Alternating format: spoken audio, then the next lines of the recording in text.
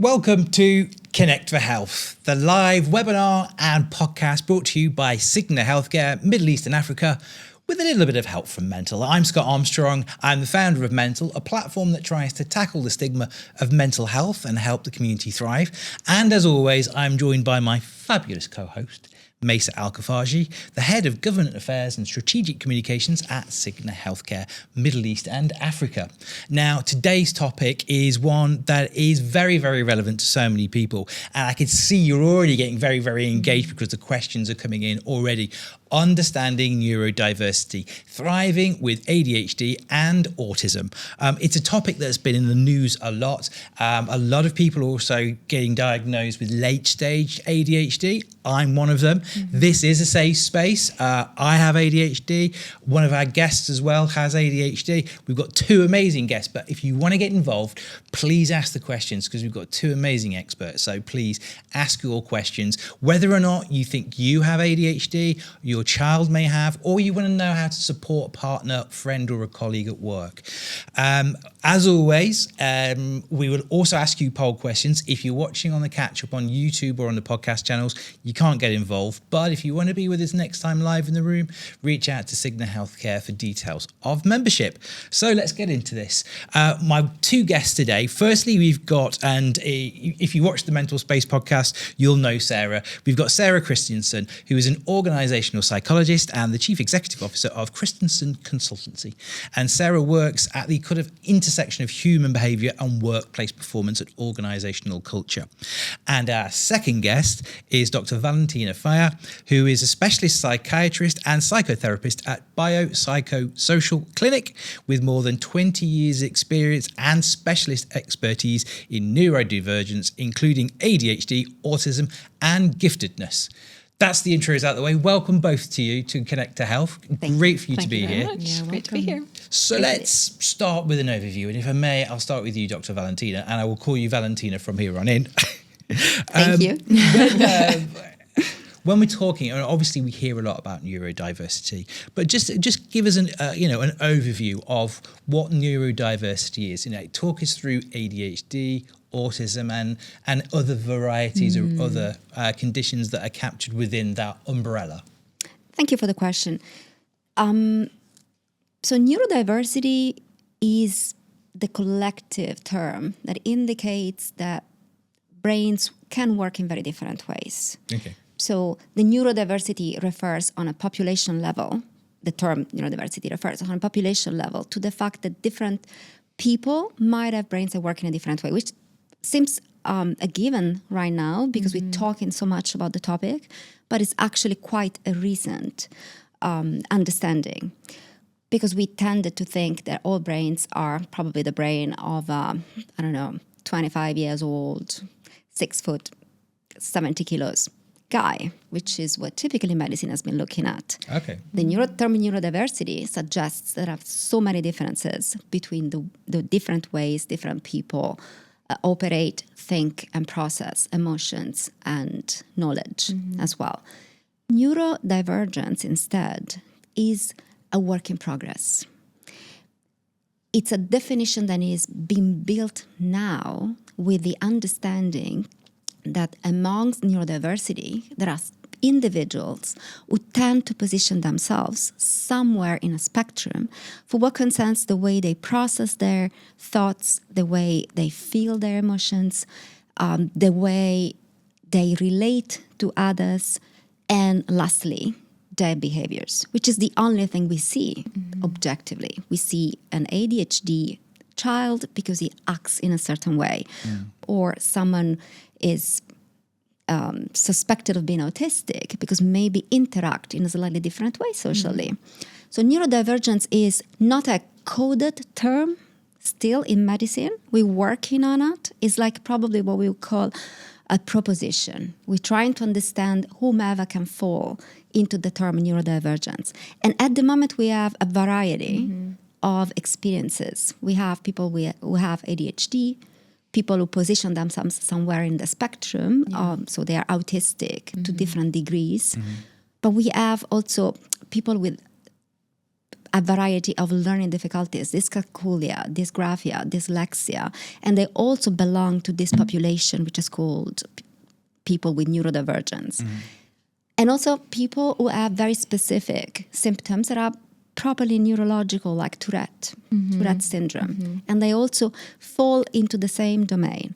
So what we're looking at now is truly, and it's amazing, I guess, to be part of the process, to try and understand how neurodivergence can encompass so many different presentations. De facto, they are very, very different and very varied, and still be a thing, if you let me say it so.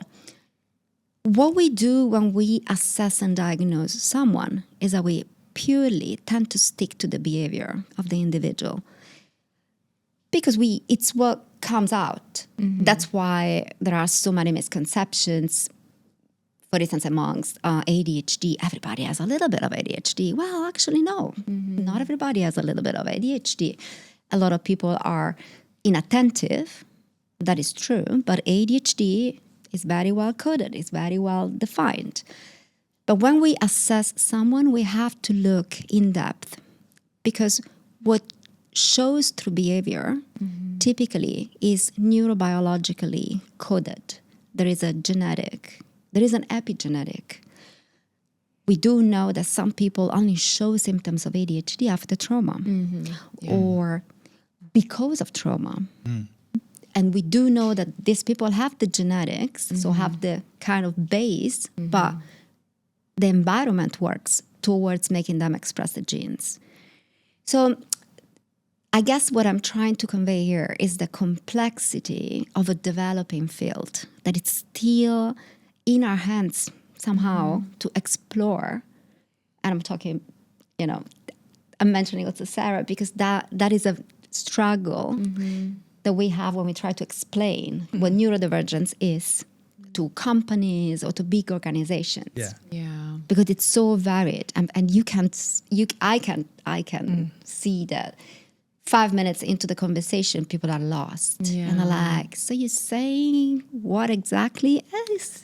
Exactly. I have a lot of questions. And so do our audience. I can see that you're already asking lots and lots of questions. We will get to them. Because there's so many questions out there, and I think, we talk about misconceptions and all that kind of thing.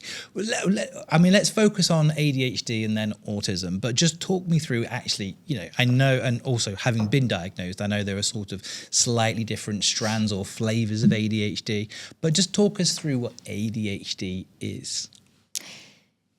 From a clinical perspective. Yeah, from a clinical perspective, we do define ADHD through the main concept of the attention deficit, which is the core of ADHD. So we know that from a diagnostic point of view, we can have ADHD with or without hyperactivity, but it's much more complex than this. And so if the attention deficit is probably the core of ADHD, the hyperactivity is somehow always in the back lines and can be an hyperactive brain. The definition of ADHD historically is based on a 7-year-old who climbs, the walls and is impossible to keep seated and blurts out answers and is very provocative at times. And again, a boy. And a boy. Than a girl. Yeah. And now we know that there are so many differences in the presentation between children, boys and girls, so gender-determined differences.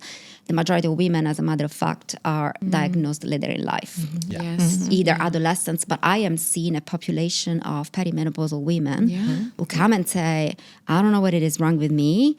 I fixed the hormones, I'm on HRT, I'm training, I'm weightlifting, I'm taking 140 grams of protein every day, and I'm still brain fogged. And I don't know what is happening to me. And what is happening is that the coping mechanisms that have been implemented for a lifetime are falling apart. Because hormones have an impact as well on cognition. And that is why at times, and with ages, we see those increases, those peaks in diagnosis around puberty for children, and then around menopause, sometimes in postpartum as well. Interesting. Very interesting, yeah. Very, very interesting, yeah. I kind of missed the point. What were you asking? Because again, Defining it, and obviously I'm aware because I've been diagnosed and was diagnosed last year. But if we talk about inattentive, attentive, combined, there are these different sort of flavors, what they are. But also, you talk about how it shows up. The differences between men and women and ADHD, for example, and we'll come on to autism in a moment. But how does that actually show up then? Because as you say, the stereotype is that hyperactive, trouble-causing 7-year-old boy at school. If I have to sum it up, the neurobiology is quite clear at the moment. So we do know that technically, from a neurobiological point of view, we have a lack either of production or of the ability of the brain to use dopamine, which is a very powerful neurotransmitter, in the right prefrontal cortex. So it's a very specific part of the brain. And what the prefrontal cortex does is that it executes plans. So the struggle of someone with ADHD is not about cognition per se. They're super capable. I mean, I think on average, the average person with ADHD has probably 100 notes and lists on their phone. They're super good at making lists. They're super good at making plans. They know, they wake up in the morning and they know exactly what will make them feel better. I should get up now, exercise, have a very healthy breakfast, and then shower and possibly go for a walk with my dogs. I'm making my wife happy, by the way. And then straight to work, and this is all before 9. 6 hours later, they're hooked on their phone, and the Sunday is gone. So what the prefrontal cortex does is that helps actualizing what the brain knows is the best way forward. I think this is the best definition that I can, which is applicable to our children, because our children as well, they perfectly know what they should be doing, how they should be doing it. The point is, how do you get from that frozen status where you are in this knowledge, and this knowledge is so complete that the 10 different tabs open in your brain and know exactly 10, what 52 hundreds as well. That's after treatment. How do you go from there? How do you go from there to pushing out your duvet and heading to the bathroom? That's it. It's that execution. And it's so deeply frustrating and painful. That's the thing. Because I think if you didn't know, well, maybe, whatever. I had such a great time. I spent 6 hours in bed scrolling my Instagram. That's something that someone could say. But someone who knows the damage and feels the pain, that's so destabilizing as well. Sarah, I can see you obviously shaking your head cycle. there. I don't think you'll mind me sharing that you have a lived experience with ADHD as well. When were you diagnosed, and what's your experience been? How did it show up for you? Well, it's been more along the case of I was doing an assessment on a client, and I was like, so there I was with my screening questions, going through everything, and she was providing the responses back. And as she was doing that, she was also talking about how she was compensating for these things and what she was describing and how she was going through it. And I was sitting there, I was writing my notes, and I was like, I do that. I do that too. And I do that. And it was this light bulb moment of like, oh, okay. So I think I've just discovered something about myself today.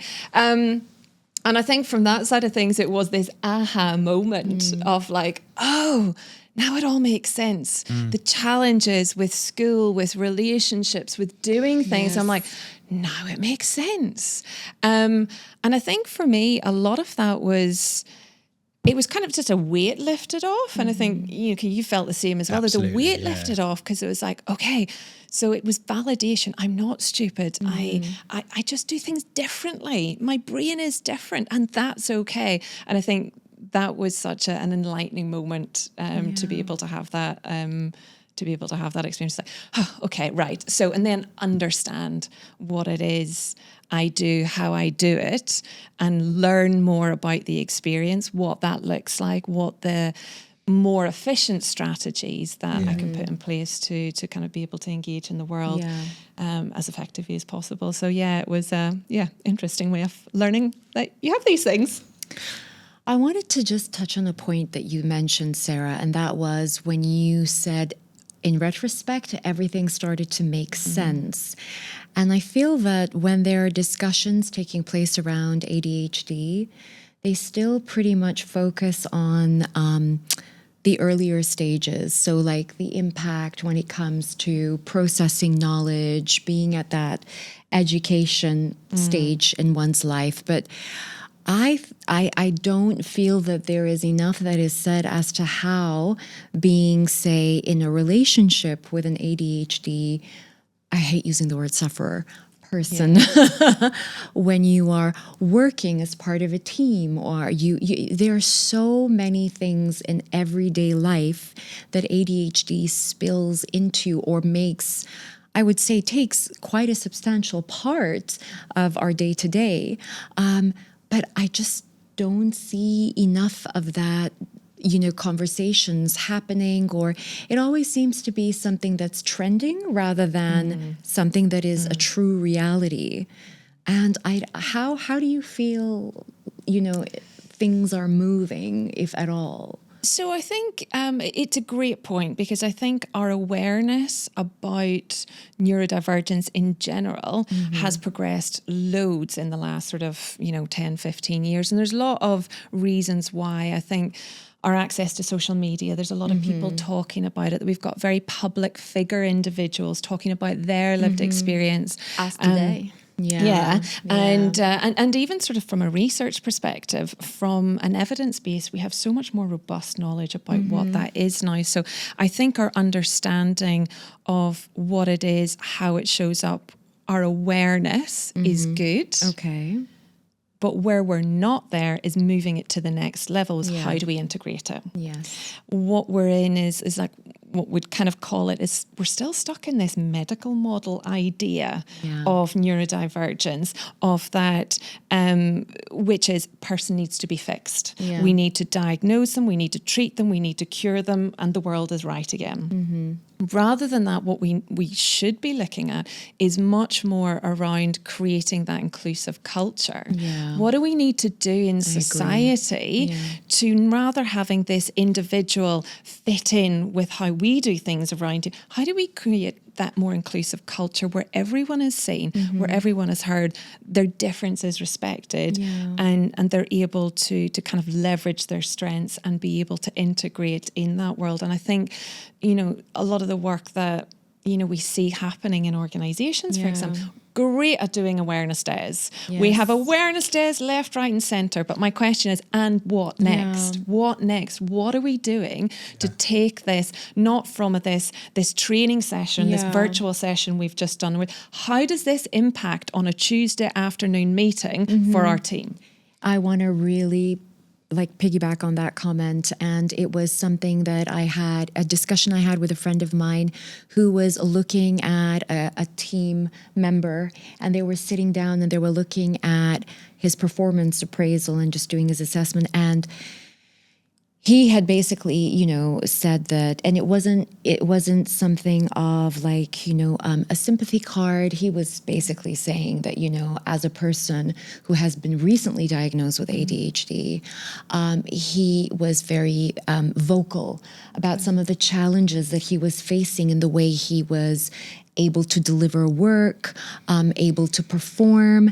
And that just got me thinking about, what are we doing day to day within organizations when we're looking at these metrics, when we're looking at, these draconian ways of trying to, measure performance. And it's fascinating as well, though, because and we'll come on to perhaps relationships as well. But I changed my LinkedIn status to say ADHD. Obviously, because we tackle stigma, and that's part of our role. My wife was furious about this. Said, "Well, how's that going to look professionally? No one's going to hire you. I mean, thankfully, I run my own business, so I'll hire myself. But but that idea. But then it also struck me. I left school with 5 GCSEs. I did very, very badly. that's not specific to anything. There was different things going on. But when I got my cognitive profile, it actually showed there was 5 things I was really, really good at, and 1 thing that needed help, needed support. And we're almost at this point where actually we should, if you were thinking from an organisational perspective, if we could walk through an interview and go, right, this is my cognitive profile, this is what's happening with me, then we can optimise and go, yeah, you're perfect for that role, and we'll do this, from a performance perspective. But that stigma is still there that we'll never get. I mean, Deloitte did a big study, and 1% of women in the workplace said they were prepared to divulge that they were neurodivergent. So it shows you that there's a massive stigma there. And if I can tap into this, Yes. from a neurobiological point of view, genes that don't matter tend to be deleted. Right. Evolutionarily, this is very clear. So there must be a use to people with ADHD, which we know. This is very interesting. Get stuff done. Get stuff done. Creativity. Cool under pressure. problem Creativity. solving, Ability crisis. to read a room. To see patterns. To see patterns. Connecting the dots is something that I'm very good at. Exactly. But also seeing how Intuition. things go, like traders, for instance, a lot of them have ADHD because they kind of see, and they sit behind 16 screens and they can't see that the market's in Hong Kong and that has happened 5 years ago, and then New York, and they sell New York and it kind of saved the boat. You know what I mean? So there's so many positive skills that actually get deleted because we want the single employee to be on time. And that is never going to happen. And I know it because I come from I work clinically, so sometimes I address HRs and I send letters and I send emails, and they're like, "Oh, I'm so understanding. Yes, of course, and we want to invite you to speak to us." But but what about this employee? Well, can't you help them being on time? And I'm like, this is the exact point. This is Fixing a the person, person rather than the culture. Fixing this side detail of their personality. But do you notice the amount of work that this person is taking on? Have you seen how much that she contributed that to the company? I'm going to, because the audience, I can just see them stacking up. First, I'm going to ask you to get involved in our first poll of the day. So if you can look to your screens, you should see the questions coming up. But our first poll of the day is going to be interesting to see what you guys think out there. What do you think the biggest myth around ADHD and autism is? And we'll answer this poll, and then I'm going to bring in some of your questions because you've been very patient so far. But biggest myth, so that ADHD just means that people being distracted or hyperactive, that autistic people all behave or communicate the same way, that neurodivergent people cannot be high performing, that support means lowering expectation. That annoys me a lot, that one. That people should just try harder and be more disciplined, or that it only affects children. I mean, from your, both your perspectives through work, which do you think the audience is going to come down as one of those the biggest myths that people hold? I think purely from a work perspective, I think there's that link to high performance. It's that when we talk about neurodivergence, we see difference as deficient. Yes. And that's the big thing. It's this idea that when you've got some form of neurodivergence, you're broken, you're less than, and that you're never going to be able to perform because you're always going to be struggling. It's not actually the case. So I think there's a big piece around that performance. And I'm sure we'll talk more about that. So I'd say that's let's see what the results are. We're going to try and bring in the results now, see what you've actually voted for. And the biggest one we have is the ADHD. It's close as well. It's an arm wrestle between it only affects children and that it just means being distracted or hyperactive. So they're the two biggest myths. Very limiting. Very limiting definitions, yes, of course. So how should we be defining it though as well? Is our focus on this almost like too narrow? Yes. I mean, I have. I love it. No. So, lived an experience, but also looked at people around me over the years. And I'm looking at how we mentioned awareness has really come through to the surface, but again, it's still kind of, but what do we do with that knowledge? And almost tragic, because there's like a whole generation of people who are still living it, and they're being diagnosed at a later stage. But what happens to them? I mean, is it like, that's it now, like it's... we can talk through those. I mean, being diagnosed, one of the first things you kind of go through is that kind of, you have to kind of, and thankfully I went through it pretty quickly, but it's that almost like anger and frustration of what could have been. Yes, exactly. I don't know if that resonates with you, Sarah, as well, but you've done pretty well anyway. So Crack on with it. What else can you do? Well, and that is something we do. Right, I'm gonna put some questions in because we've got them all stacking up. Rajshri, I hope I've pronounced your name right. I am very passionate about this topic, so please excuse my long list of questions. All right, you're going to do my job for me. How can someone get tested and get a diagnosis? Disclosure of a neurodivergent condition can be a difficult decision. How can organisations create a safe space for employees to feel comfortable to disclose their conditions? We'll come on to that. And are there any cultural or workplace considerations for organisations in the UAE to be mindful of before developing neurodiversity strategies? And 4, you've really gone for it, any low-cost, high-impact adjustments that employers can put in place to support neurodivergent people. I think the first thing we need to say is also we've got the new UAE mental health law, which makes it illegal for employers to discriminate against employees with mental health conditions. So that's a first starting place. Let's take Rajshri's first question, though, which is about how can someone get tested and a diagnosis? What's that process? Because for some people that they're still not quite sure. Well, first of all, it would be great if insurances will pay for that.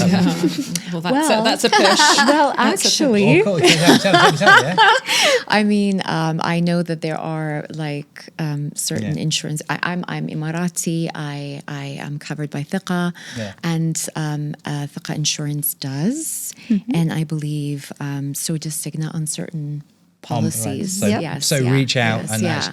And sometimes I think as well, we've talked about health literacy in the past, and sometimes we don't actually know what is or isn't covered within our health insurance plan. And I know my health insurance plan, which isn't Cigna, it wasn't covered. And that can be a barrier as well because it can be quite expensive. Especially if you want to have a complete assessment.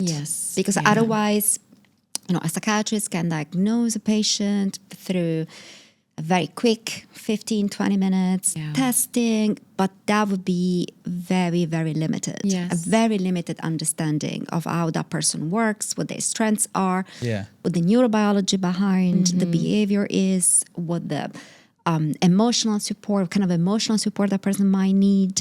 So I recommend always to go through a process which is a complete neuropsychological assessment, which takes several hours, is expensive, but gives you a clearer picture for the carer and for the individual of what they have been going through, what different elements have played, because cognition is also a byproduct of emotions. It's a byproduct of trauma, of history. So all of that has to be explored. What we add very peculiarly at BPS is that we do also personality assessment. So we kind of see how the neurobiology, how the neurodivergence has affected development and has translated into the personality of the individual. And when it's children, instead we look more at what their emotional needs might be. Because that's also part of the process of assessing children, that we want to support parents. One of the things that truly bothered me, sorry, because I'm going back to the myths around ADHD, is when people say that it's a matter of, those children are not well raised. When I was younger, it's a parenting issue. It's putting the blame on parents and putting the blame on society or school or whatever structure. Because one of the things that we notice is that when we assess someone, typically, then we end up taking on the family. So the individual, because there's a genetic, because there's a predisposition, let's call it this way, for neurodivergence, we often assess the kid, and then we look at the mom or the dad, we're like, why don't you come in for an assessment? Yes. Buy one, get one I free. speak to so many yeah. friends who use, they took their And children. so even the strategies you implement, right? You're supposed to co-regulate with your autistic child. But if you are dysregulated, how are you supposed to co-regulate before you, make an intervention on your child? And if you are impulsive and you end up in shouting, fights with your child, how can you really do that? So true. Yeah. Yeah, and it's an interesting, access to diagnosis. And again, Julie's asked the question as well, how do you approach getting a diagnosis and what help is likely with a diagnosis? Because there are also different treatment plans. And we're still talking about ADHD.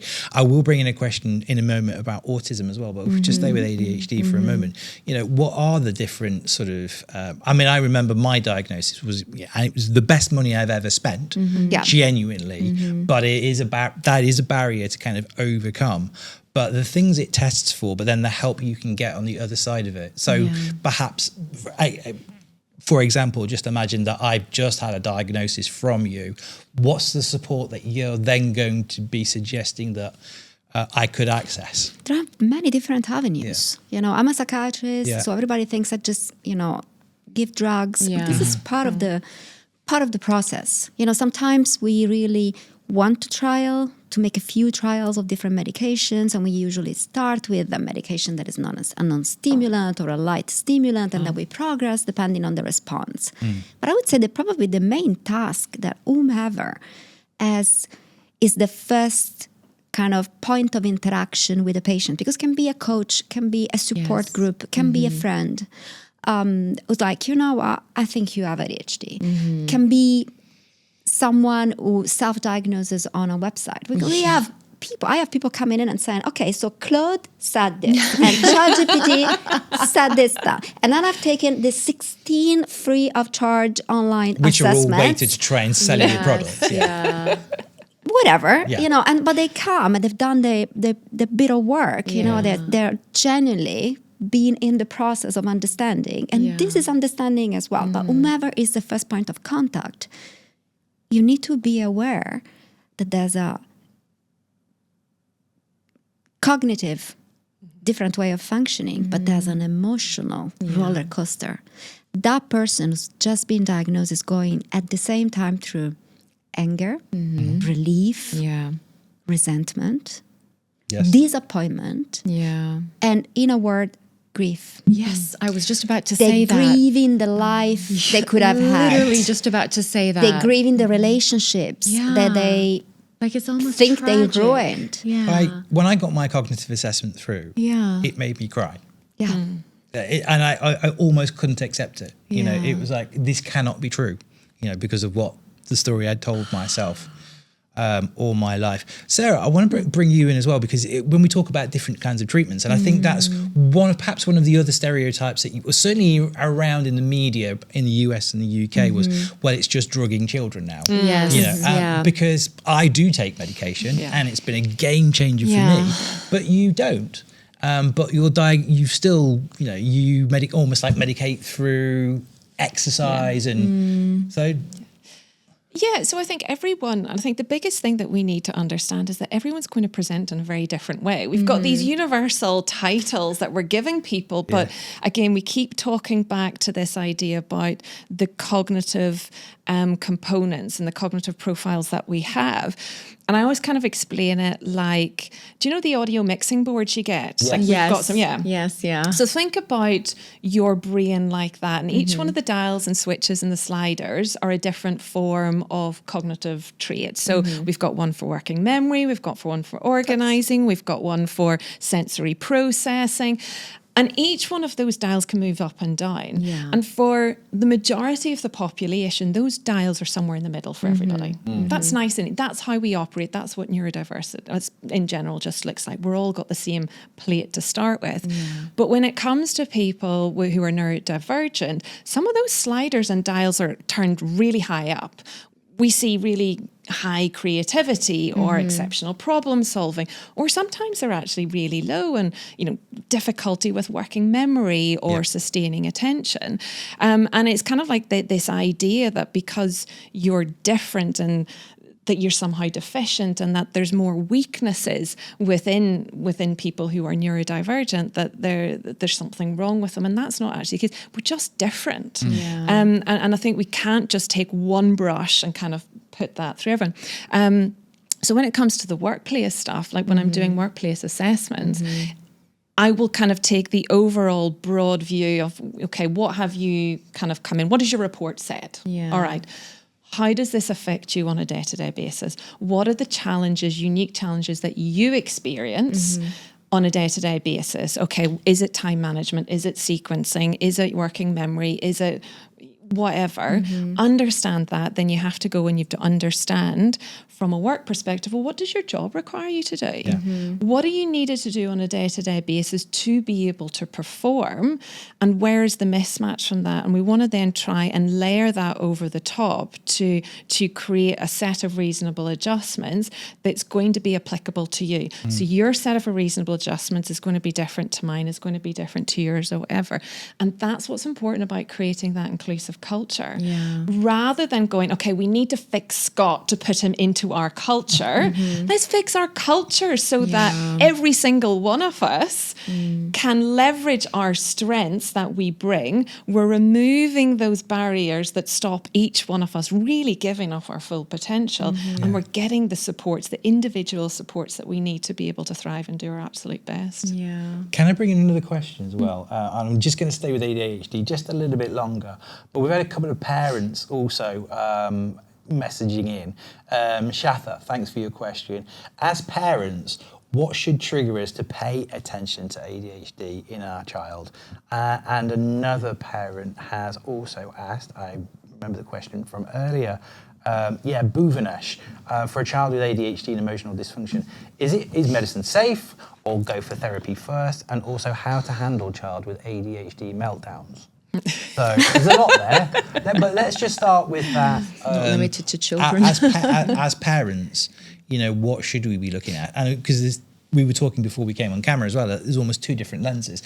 I have ADHD, so I need to be very, very careful about not putting my perspective onto my daughter, even though it's genetic. Just seeing my condition in her everywhere, in everything that she does, versus also, what should parents be looking out for in their children? Well, I would say in the UAE, there's a lot of attention in schools. So I would say what not to do. So don't assume that because your kid is very successful in school, they're not struggling. Yes. Because we read the school reports. Because we read the Which may school. or may not have been written with AI. No, but I've had a few encounters, one of our guests as well. You have highly functional ADHD people, but they had really struggled to get to that point of recognition and conformity. Because especially girls. Yes, especially girls. Young girls. Why? Because they tend to conform more. They compensate more, But to conform as well, they're more aware of the social rules. I remember this young girl moving slightly towards autism. She had a double diagnosis. It was AU ADHD. And she was, and a mom, who was a patient of mine, called me and said, she was in tears, and she said, I think she's psychotic. And I was like, whoa, what are you saying? No, I've been observing her. She's been talking to herself, and she speaks like she's speaking to someone. She might have hallucinations. I was like, okay, cool down. Let's have a look at her. And this girl was rehearsing her interactions with her peers. So she was literally spending hours a night talking to not imaginary, but actually real friends, and rehearsing the way she would have approached them over lunch, which of course made her extremely weird in her interactions. It was part of her isolation, So what we should be looking at is trying to be curious.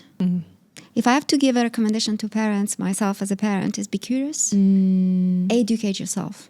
Do you suspect there might be something going on? Yeah. You just choose your way of educating yourself. It can be audiobooks, it can be books, it can be talking to an expert. Go yourself, ask people. Rewatch this episode. Again and Watch again and this again. episode again from the beginning. Follow Scott. I know, you know what I mean? It's like gain an understanding for yourself. Be curious, be open-minded. Try as much as possible not to be in denial. It's very difficult. Very difficult for parents. For parents especially. To look at our yes, children, us clinicians, we don't see our children. Yeah. It's better. They want us to see what they want us to see. They're very good at hiding as well. Yeah. Yeah. Right? Pleasing. So it's a people pleasing and it's a dynamic, but not only children with ADHD, children in general, I would say. yes. But Yes. it's also a thing that I've seen a lot as well, is that I've got this label now, my child has got this label, alas. And it's like I can almost allow that behaviour, they've got ADHD, and it's kind of stepping back from your responsibilities of providing the right support. I agree. And I think that's the big thing, is that parents who do it, they don't know what behaviours or how to challenge those behaviours and put that structure in place to allow their children to be able to thrive. And by just giving it as an excuse, going, well, they've got ADHD, it is not a good enough answer. Education, ask for support. There's loads of people that are there to provide support, to help you understand what to do when a child melts down. And to be Yourself, to be resources, completely whatever. honest, medications are not Yeah. necessarily the answer. Yeah, Yes, absolutely. yeah. They work in a minority of patients. Yeah. Sometimes we need doses that are too high or not compatible with, the previous state of the individual. If they have a hypertension, they might not be taking, might not be able to take a medication. And I have always mentioned, I was in the UAE during COVID, and we went in 24 hours from working in person to working completely remotely. So we went into Zoom sessions and assessment, etc. And I could see a certain population of my patients who were brilliant, young, very motivated, super active people, super determined, like typically consultants, flying in and out, Saudi, Bahrain, all around the region, etc., being locked in their studio apartments and deteriorating very quickly. And I made a lot of ADHD assessments during COVID, not because these people didn't have ADHD before COVID, but because their life was so transformed by the lockdown that I could not go. And then I started looking into their habits, and I was like, I remember asking some of them, can you show me around with the camera? And I could see piles of deliveries, the impulsivity, chaos everywhere. And these were people that I used to see, like on a Friday, 3:30, they would come straight from the airport, and they were just about to go partying, and sometimes they would get changed in the bathroom in the clinic because they were partying very hard and working very hard. And they went into, I can't raise from my bed. I can't get anything done. And what was missing? The 5 a.m. F45, I'm sorry, I'm going to... Training, was missing the super high-speed dopamine, adrenaline. They put in place All the things that they had to put in place unconsciously for themselves, not knowing they were self-medicating. Yes, they were. Well, my career is, we've talked about this in the past, but it's like we almost tend to build lives to kind of compensate without knowing it. I mean, I was in journalism, lots of deadlines, multiple tasks, plate spinning, pressure. So there is that adrenaline, there is that dopamine going in. I'm going to ask the second poll, and then I think, because I just can see this, I'm going to grab this iPad and I'm going to start rolling through your questions, because this is for you. So second poll of the day, if we can launch that. And that's because I think we'll try and focus on your questions for the last 15 minutes. And because I've got ADHD, I always overestimate how much time I have to do any task. What change would make the biggest practical difference in your workplace, school, or home environment? Clearer instructions and expectations, more flexibility in how tasks are done, fewer interruptions and better focus time, more understanding from managers, teachers, or family. That's something we should come on to. Better access to assessment or professional support, or more confidence talking about neurodiversity. Any of those stand out for you? or all of them? All of the Sadly, above. we All of always them, say yeah. this, there isn't an all of the above. But which of those do you think would actually work for you the best? Clearer instructions, expectations? I mean, it's interesting, more understanding from managers, teachers and family. And Yeah, this is that one. something, this That's is mine. something that we were talking about off camera as well. Like, Yeah. and if you've been diagnosed, like my wife still hasn't really accepted that Scott has ADHD. He's like, well, you were I fine. wouldn't say that You were more flexibility will work, by Yeah. the way. Yeah. Flexibility Sometimes leaves you you need- yeah. very on your own, and then Yeah. you will end up procrastinating until the Yes. last minute. Yes, So yeah. there are things that can Yeah. work and things Yeah. that cannot work. that kind of, whether it be partner or colleagues, it's like, well, you've been fine. So why are you no longer fine? Why, and it's like, how do you have that conversation with partners or colleagues? That And I seems think a lot of that's around masking. And I think for people with ADHD have been masking. So masking is the idea of Yes. you are hiding aspects of yourself in order to fit into the broader context. But actually, when it comes to things like ADHD, you're not necessarily masking aspects of yourself. You're masking aspects of how you perform. So you've got these compensatory strategies that you've put into place for years and years and years, like I have to read emails 2-3 times to make sure I've got spelling mistakes all clear through before I send them out. I've got to practice conversations before I do them. I over prepare for presentations because I need to sequence everything in the right way. I need to put plans and routines in place around my household in order to do it. But no one sees the invisible energy that it takes to put those things into place. Yeah. All people see is that outcome. They're performing, so they must be fine. Yeah. And the difficulty comes then is when you end up hitting that burnout, when you kind of go, can't do this anymore. I am just done. Yeah. And that's when I think you talked about people come later in life for diagnosis.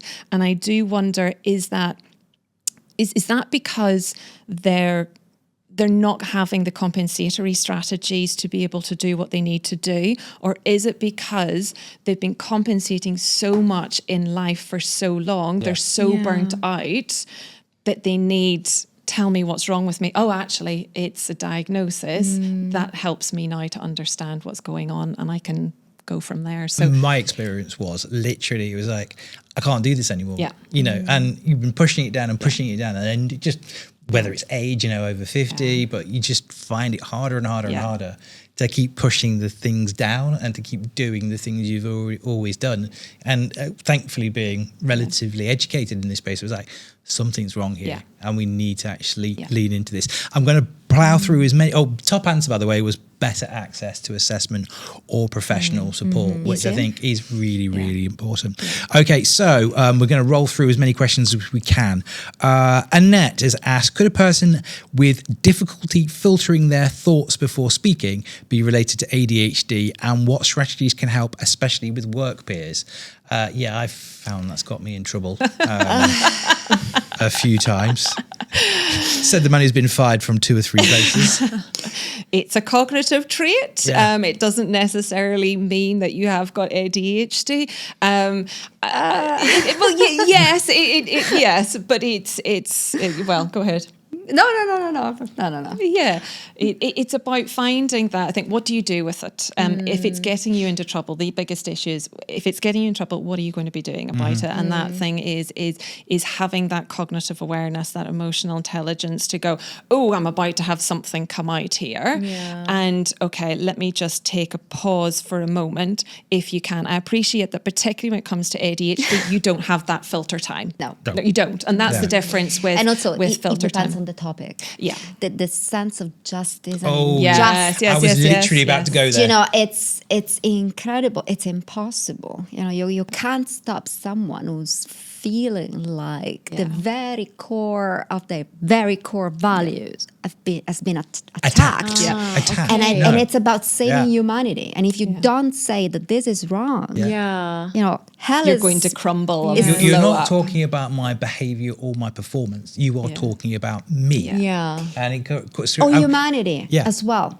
Some people are extremely Empathetic. empathetic, and so it's not just about me. Some people intervene. I've had a patient who's been fired because his boss kept being rude to one of the assistants who was bringing coffee in, and he said, "You could say yes." please, and or thank you Yeah, at least yes. once. That sense of and the guy injustice. said, say it Yes. again, you're fired. Well, you can say yes, please, thank you at least once. And you Yeah. was fired. Yeah. Someone once explained it to me as well, like, because I know, and I've learned that, feedback and criticism, and my wife Christina, she can be quite direct with her assessments. I'm not saying she's wrong, but she can be quite direct. But someone explained it to me. It's like being stung by a bee. And one person it'll be mildly irritating, and then for the other person they'll go into anaphylactic shock. Yeah. So it's the same thing, but Yeah. experienced in a very, very different way. I find that fascinating because I used to think, okay, it's working on your triggers.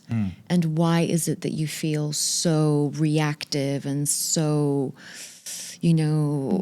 vexed and have to respond? Yes. I didn't think that. Well, I was mentioning earlier, right? These genes must have a reason to stay. I mean, what would we do without people who stand by others or by That's themselves? true. Yeah. People who are ready and able to fight. And they don't look at the consequences. Yeah. They don't have second thoughts.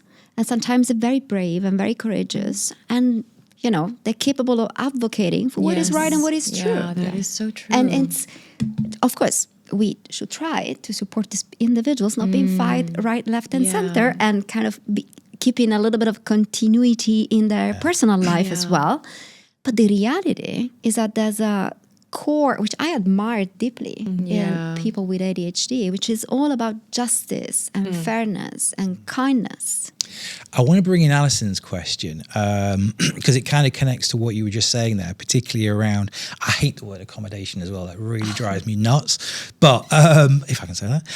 But Alison's asked, it's a great theory, particularly in the workplace where diversity can be really valuable. But in practice, even in the schooling system, and there's still an expectation that children should behave in a certain way and conform entirely. How to support neurodiverse children who are struggling with the expectations of the school system. And I suppose that does extend into the expectations in a workplace as well. Absolutely. Yeah.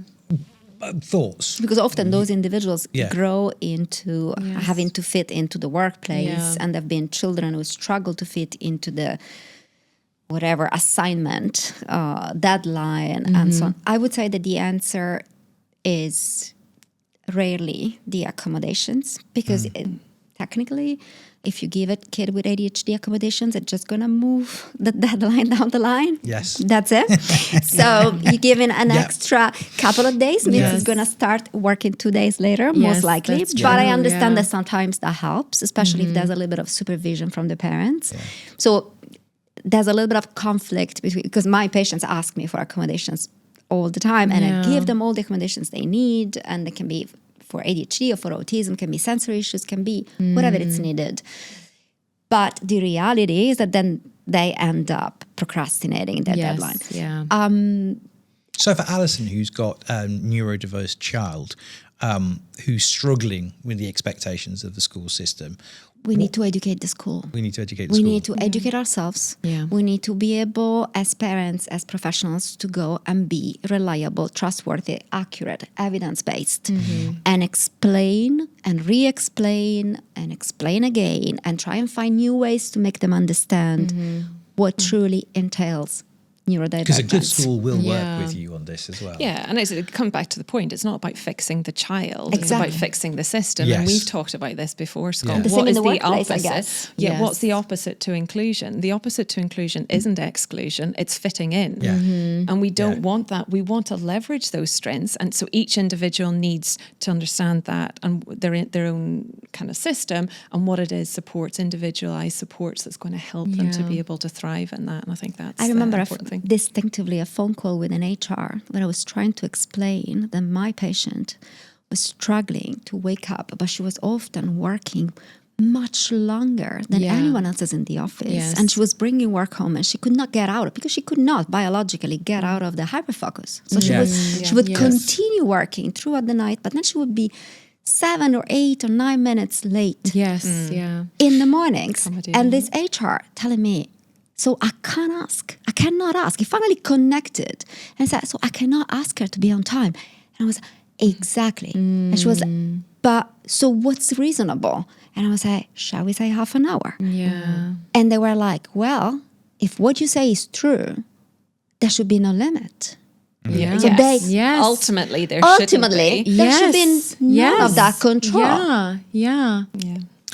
We're gonna try and ask you to, because we've got about 5 minutes left, so bullet point answers, which is a bit short, but at least we can try and, which is difficult for any of us. Kira's asked, do you have any advice or tips on how to keep up work performance at work, especially after being a high performer, in the first 6 to 8 months or so, when you're watching sort of in great despair as your work performance goes to the dogs, context ADHD. So it is that kind of, when you're beginning to struggle, when the wheels are beginning to come off. Any tips to keep your performance up at work? And I guess that comes back to the relationship perhaps you have with work. It does. So there's a couple of things. Number one, know what you need. And that's the big thing that comes through education, working with your psychiatrist, your psychologist, yourself, to know what is it that you do. Do you need time in the morning? Do you need quiet to do? Understand that. You then also need to have an organisation who has that psychological safety.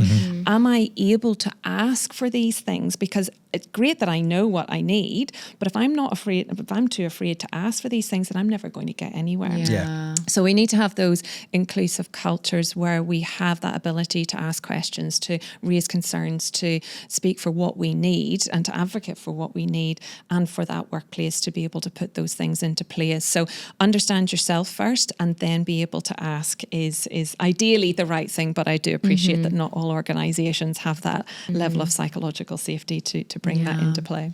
I'm just going to answer Gulnara's, not question, but I see you and I hear you. She said, could you guys please stop saying yeah and and it's really annoying and distracting. which actually, if you do have ADHD or if you have autism, that kind of, those pings and that kind of thing in the background can actually be very, very distracting. True. So, That's true. Gulnara, I said it was a safe place. So, point taken. He said saying yeah again. Sorry about that. Geraldine, how does ADHD affect relationships and how do we navigate these challenges? I would only mention... I think this is an entirely different podcast almost. It's impulsivity. Yeah. For instance, impulsive decisions or blurting out answers and also there's a very specific feature to some of our patients with ADHD are extremely sensitive and reactive. There's something, in their emotional need, which fear is of rejection. The fear of rejection. It's called, rejection hypersensitivity. It's called in many different ways. Yeah. But again, when you've got that kind of inbuilt sense of injustice, how can you not be reactive? Exactly. I am justified in my argument. Yeah, absolutely. More questions. And Rose, also partners not understanding. Partners being in denial of feeling, especially with late diagnosis, feeling cheated because they married someone and they thought they got everything together and instead they haven't. Yeah. So been there, still there. Yeah. Rose has asked how to know whether a child is ADHD. Is hyperactivity the only parameter, which we've kind of covered, but let's just quickly talk about that again. No, hyperactivity is more of a coping mechanism because through hyperactivity, exactly like you when you exercise in the morning or myself when I exercise in the morning, what we gain is a little bit more of dopamine. Some children only can pay attention if they are moving around. And it's not their way of not being attentive. It's actually their way of getting into a decent level of connection. I remember my son used to be able to be on a phone call with his dad who was abroad, just if he was let free to run over literally chairs and run around the table. And he would be able to have a conversation. If I'd ask him, can you please sit down? Yeah. It'd be lost. Right? So the hyperactivity cannot be the only feature. It's probably the one that is more annoying, let's be honest, especially in young children. And visible. Okay.